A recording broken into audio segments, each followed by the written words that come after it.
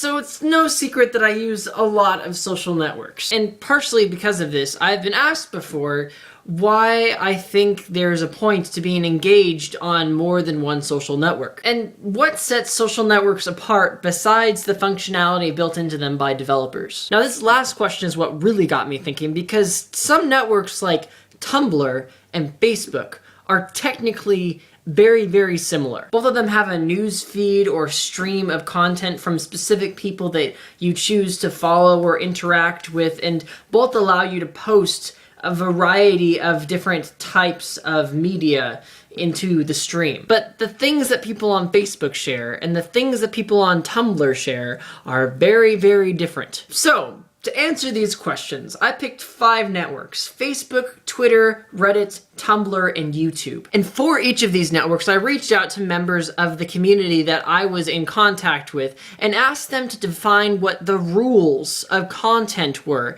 for that particular medium and any other medium that those users might interact with. And all of this data seemed to support my hypothesis that I started with, my hunch that different social networks have distinct cultures to them. And these cultures make the different social networks unique and distinct, even when their feature sets are technically similar. And this variety of cultures makes the array of social networks valuable. In this video, I'm going to focus on one aspect of each of these social networks that, in general, sets it apart and makes it unique and valuable as an individual social network subculture. Something I should state from the get-go is that all of these social networks have subcultures within them that can totally contradict what I'm about to say. My focus is going to be on capturing and analyzing and quantifying the mainstream cultures of each of these networks. But just be aware that countercultures and niche cultures also exist. So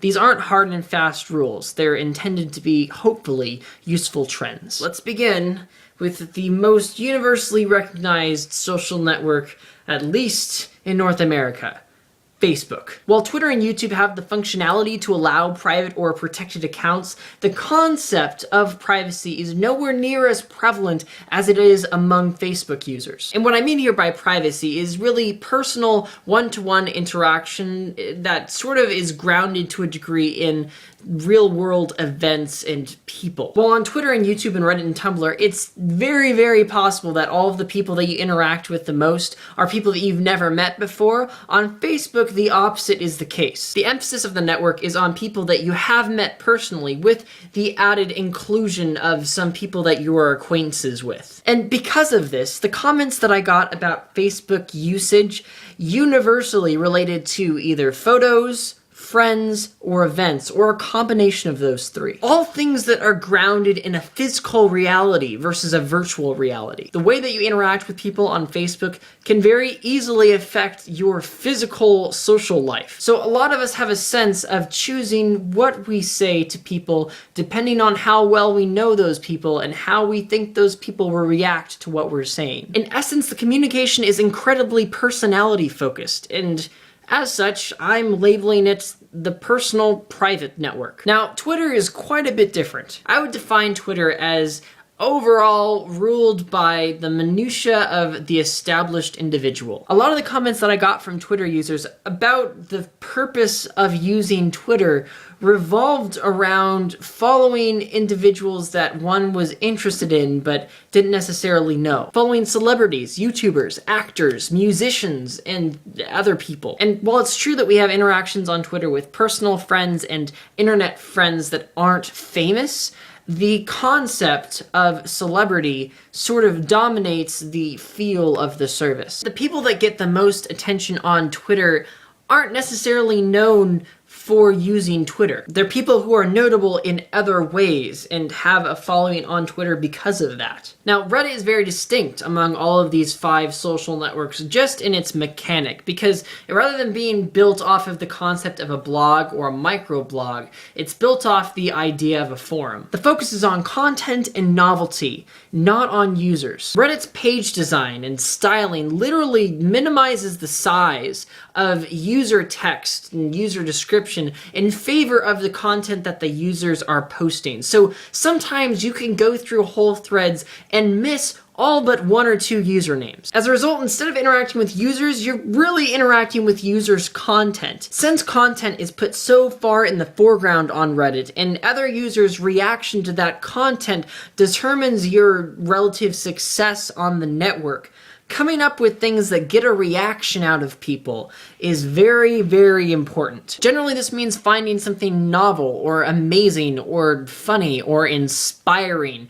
and posting it before anybody else does. One Redditor described the general impression of reposting content in this way, and I'm quoting this: "Reposting within a few hours or days of the original post is like an ultimate violation of intergalactic law that you must try not to do." Though that sounds hyperbolic, it's pretty consistent to the attitude that I've observed. So the need for novelty and the need for uniqueness leads to a lot of discovery content going out on Reddit, and also a lot of news content going out on Reddit. And it also encourages people, in some cases, to contribute their own personal knowledge to a discussion, because that's the sort of thing that many times gets upvoted. Now, while I said many of these cultures of social networks have their own subcultures that don't necessarily adhere to the norm, Tumblr is essentially bifurcated. There's a large sector of the service that's focused on original content, and there's a large sector of the service that's based on unoriginal content. So let's look at both of them briefly. In terms of original content, blogs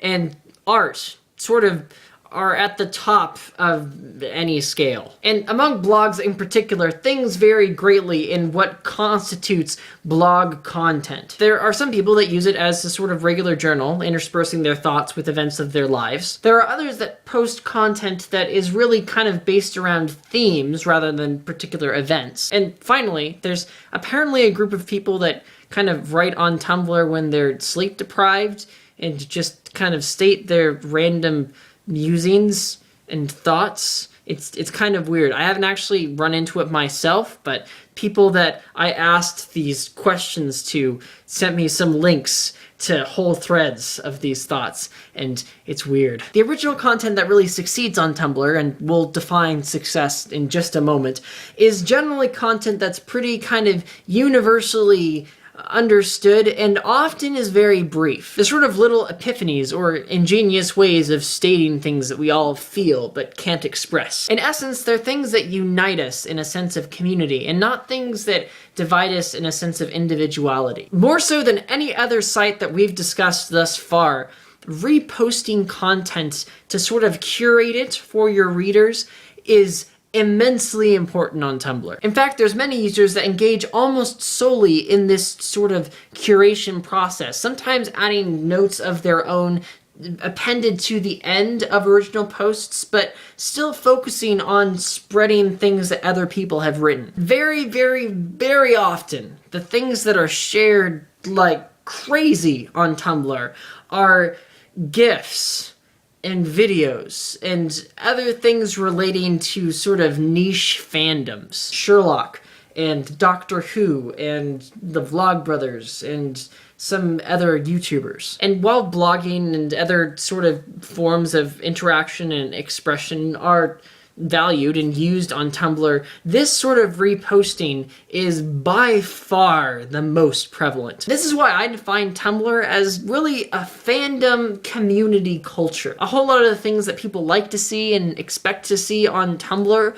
are not necessarily like really original ideas, but they are ideas that have common consensus. And regardless of whether or not that idea is a text post or a show or an actor, it's that coming together that is really, really emphasized and celebrated on Tumblr. The last service we're going to look at for this video is YouTube, where this video is hosted. There's a huge variety of cultures and content on YouTube, so I really can't take the same tack that I've taken with the other networks. Instead, I'm going to focus in on one particular subculture, and one that I'm quite obviously very involved in: vlogging. Among vloggers, many times content triumphs over form. There's a lot of sort of forgiveness among the community for amateur production and lack of resources or poor video quality just in general. What's really celebrated and encouraged among vloggers is developing a unique identity, a unique presence, a unique outlook on the world that you can express to your viewers in an engaging and intriguing way. It is kind of understood that you are presenting a version of yourself that you think people will enjoy, and you adapt that version of yourself depending on not only what you feel like, but what the community that you are engaged in thinks. Community is really the thing that keeps vlogs going. That comment section that you see down below, which if you're not really a YouTube person may seem kind of superfluous, is very, very important. Because a lot of us vloggers are much more interested in getting thoughts and reactions and expressions from people than getting a lot of views. So vloggers really value finding sort of a group of people that is willing to interact with the content that they make and not just observe it. Some vloggers try to sort of establish this by giving the people who watch their videos a name, like Beard Lovers for Wheezy Waiter or Nerd Fighters for Vlogbrothers. And sometimes these labels start to transcend the original people that made them and become just an identifier for a group of creatives and viewers that all have similar interests. Vlogging is equally an exploration of personality and an exploration of community. And in that sense, it really carves out for itself a niche among the social networks. These and other social networks have unique cultures that emphasize different parts of human communication and connection. And as a result, multiple social networks are valuable. We shouldn't be rooting for or waiting for one network to win and steamroll all of the others, because in doing so, we would lose a whole lot of unique ways of expressing ourselves and finding people and interacting with people. The number of networks that you use and the extent to which you use them is ultimately up to you and dependent upon how much you are able to experience and enjoy the unique aspects of the different subcultures. But if you've never tried it before and you're sort of standing on the edge and wondering what the benefit is, it's expanded and diversified communication and connection. If there's anything you want to add, or if you want to talk about any of the plethora of networks that I did not mention, like Pinterest or Instagram or Google+, please go downstairs and let's start talking about this. This is by no means a final account, and I am by no means done trying to figure these services out. Thank you again to all of the people that helped me with this video and the content with your thoughts on all of the networks and your generous donation of time and words. It was incredibly helpful. This is Jacke Karashae, wishing you the best of social interactions.